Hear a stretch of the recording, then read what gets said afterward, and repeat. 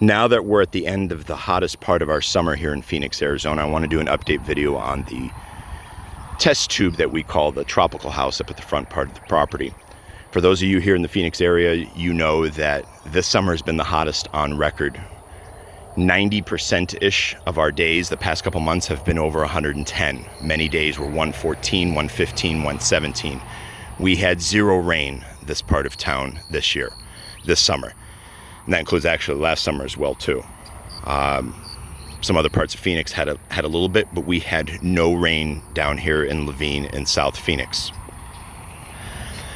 We have these trees underneath a 30% shade fabric. You do not want to go too dense with the percentage, because if you're blocking out the light, the trees will not grow. 30% is good. It lets through quite a bit of light, but it's just enough shade to take the edge off. For newly planted trees, young trees getting established, it's a good number.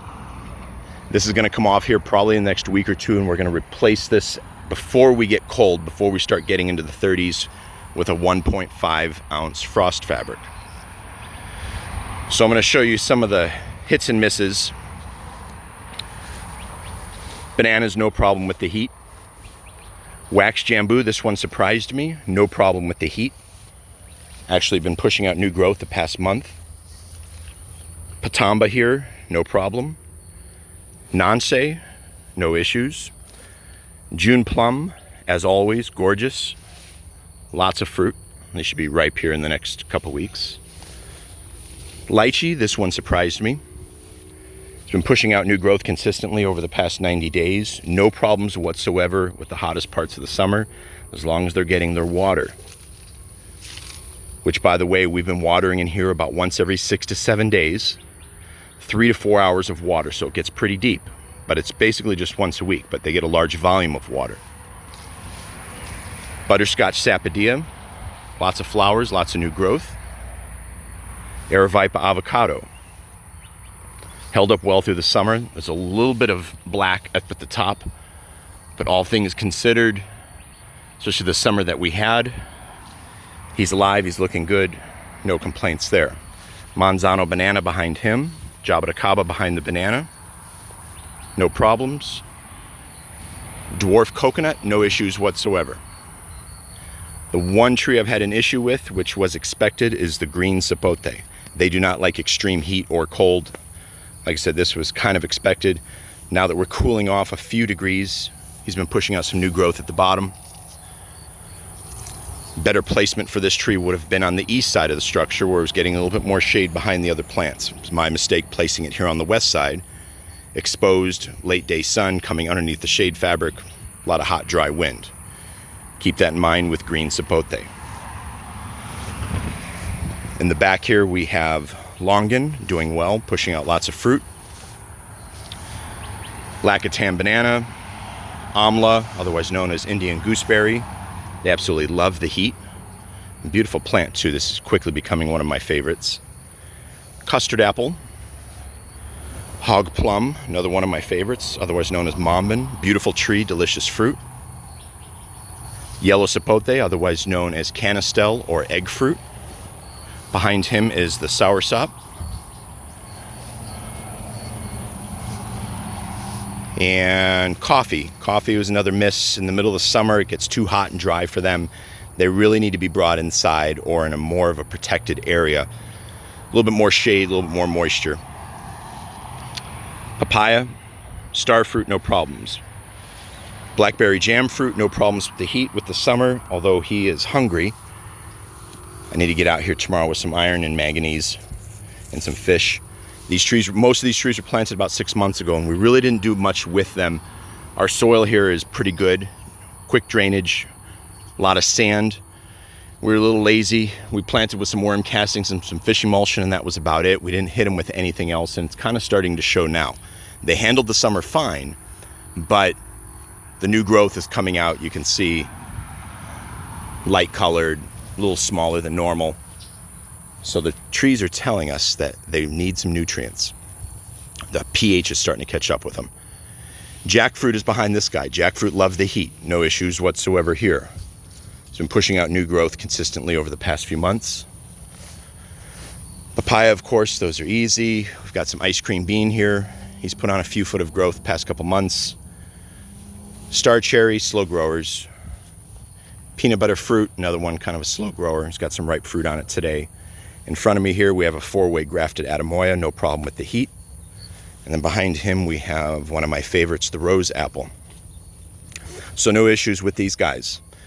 One thing I've learned too, especially this summer, is that if your shade fabric is too close to the tree, you're gonna have a problem. You're creating an oven for the plant.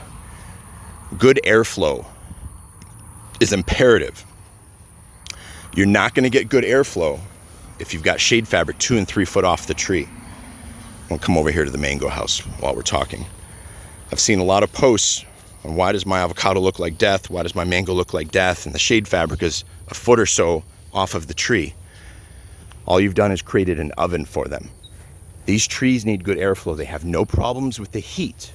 If they're getting a little bit of shade, if they're young, newly planted, good airflow, good moisture, that is what is required. Over here again, this is the mango house, 30% shade fabric. You can see all the new growth coming out of the mangoes. These guys also have not been fed since we originally planted, and I can see it now. I need to get out here with the iron. I was lazy with the sulfur. When we put these in the ground, it was the start of the busy season, and we kind of got distracted with the nursery. And here we have 15 different types of mangoes. We harvested about 200 fruit this year. There's Carries, coconut creams, Hayden's, Maha Chinooks, AZ34, Harvest Moons, Fruit Cocktails, Valencia Pride, Namdok Mais. We actually still have a lot of fruit on the trees. And we're already to the beginning of September. These here are Val Prides. We picked a box of about 25 of these last night. 5 different types. In the back here, there's Hayden. You can see that light colored growth. Trees need some food. Now over in the other house, we let the weeds grow crazy. A, because I'm a lazy bastard, but B, the weeds actually trap the moisture and help shade the ground. So I'm thinking in the future, I'm just gonna let the weeds go. Just clear a pathway between the trees where you need to walk. But for the most part, whatever's gonna grow, let it grow. Out here, we planted sweet potato vines, different types of melons. This is the ground cover in the mango house. Did the same thing, traps the moisture, ground doesn't dry out completely. These are also edible, really good for you. So if you're too lazy to spread mulch, or just too busy, think about throwing down some seeds for different melons, potatoes, what have you.